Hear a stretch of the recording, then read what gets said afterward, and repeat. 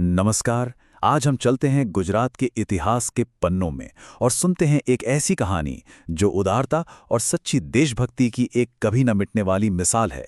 ये कहानी है देशभक्त जगडूशा की। लेकिन कहानी शुरू करने से पहले एक सवाल।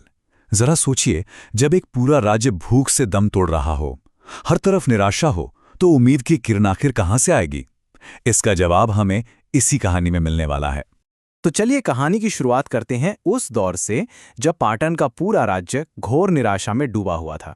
ये तस्वीर है पाटन के राजा विशाल देव के दरबार की, और जैसा कि आप देख सकते हैं, माहौल बहुत ही गंभीर है। हर चेहरे पर चिंता की लकीरें हैं, क्योंकि राज्य एक ऐसे भयानक संकट से गुजर रहा था जिसका किसी के पास कोई हल नहीं था। वजह 1 साल नहीं, 2 नहीं, बल्कि पूरे 3 सालों से एक विनाशकारी अकाल ने धरती को बंजर कर दिया था। बारिश की एक बूंद तक नहीं गिरी थी। हर तरफ बस सूखा, बंजर जमीन और भूख से तड़पते लोग थे। अब राजा विशालदेव भी क्या करते? वो खुद को बिल्कुल बेबस महसूस कर रहे थे। उनका दर्द उनके इन शब्दों में साफ झलकता है। मेरी प्रजा भूखी है और मेरे अन्न के भंडार और शाही खजाने दोनों खाली हो चुके हैं। और ठीक उसी वक्त जब लग रहा था कि सारी उम्मीदें दम तोड़ चुकी हैं, कहानी में एक नया किरदार आता है। कच्छ से एक व्यापारी का आगमन होता है। दरबार में आते हैं एक अमीर व्यापारी जगदूशा शाह। उनका नाम ही उस निराश माहौल में उम्मीद की एक किरण जैसा था, क्योंकि उनकी दरियादिली के किस्से दूर दूर तक मशहूर थे। तो आखिर ये जगदूशा शाह थे कौन? दरअसल वो कच्छ के एक बहुत बड़े माने हुए सौदागर थे। उन्हें हर कोई न सिर्फ उनकी अपार दौलत के लिए बल्कि उनके दान पुण्य के कामों के लिए भी जानता था। तो राजा को जगडूशा से क्या उम्मीद थी? असल में राजा के कानों तक एक बात पहुंची थी, एक खबर जो उनकी और उनकी भूखी प्रजा की शायद आखिरी उम्मीद थी कि जगडूशा के पास अनाज से भरे हुए कई गोदाम हैं। और अब कहानी पहुंचती है अपने सबसे अहम मोड़ पर, वो राज कि उन गोदामों में भरे अनाज का असली मालिक आखिर कौन था। अब दरबार में मौजूद हर शख्स के मन में बस एक ही सवाल गूंज रहा था, क्या जगडूशा अपनी दौलत से इस डूबते हुए राज्य को बचाएंगे? राजा ने बड़ी उम्मीद से जगडूशा की तरफ देखा और उनसे मदद की गुहार लगाई। पर जगडूशा ने जो जवाब दिया, उसे सुनकर मानो पूरे दरबार में सन्नाटा छा गया। उन्होंने कहा, महाराज, ये अनाज मारू नथी, यानी महाराज वो अनाज मेरा नहीं है। राजा तो सख्ते में आ गए।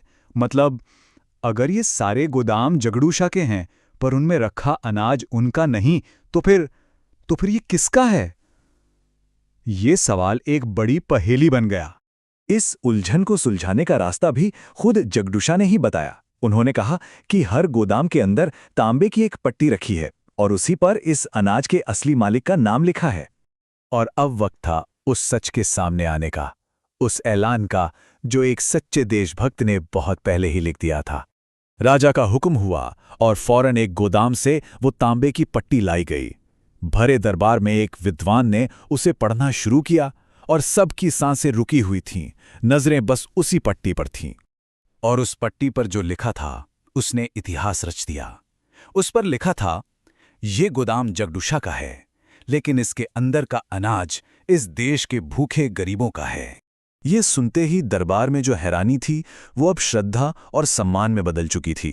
खुद राजा विशालदेव अपनी राजगद्दी से उठ खड़े हुए और जगडूशा के इस निस्वार्थ काम को नमन किया, और पूरा दरबार देशभक्त जगडूशा की जय के नारों से गूंज उठा।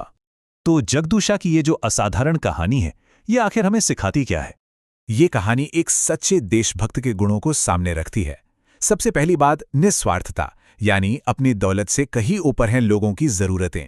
फिर आती है दूरदर्शिता, यानी संकट आने का इंतजार नहीं करना बल्कि उसके लिए पहले से तैयारी करना। साथ ही विनम्रता, यानी नेकी करना और श्रेय की उम्मीद न करना। और आखिर में सच्ची दौलत का मतलब समझना कि एक खुशहाल समाज ही किसी की सबसे बड़ी संपत्ति होती है। सीधी सी बात है, जगडूशा की कहानी हमें ये बताती है कि असली देशभक्ति किसी पद या सत्ता में नहीं, बल्कि सेवा करने में है। तो ये कहानी हमें आज के बारे में सोचने पे मजबूर कर देती है कि हमारे समय में, आज के ज़माने में सच्ची देशभक्ति का मतलब क्या है।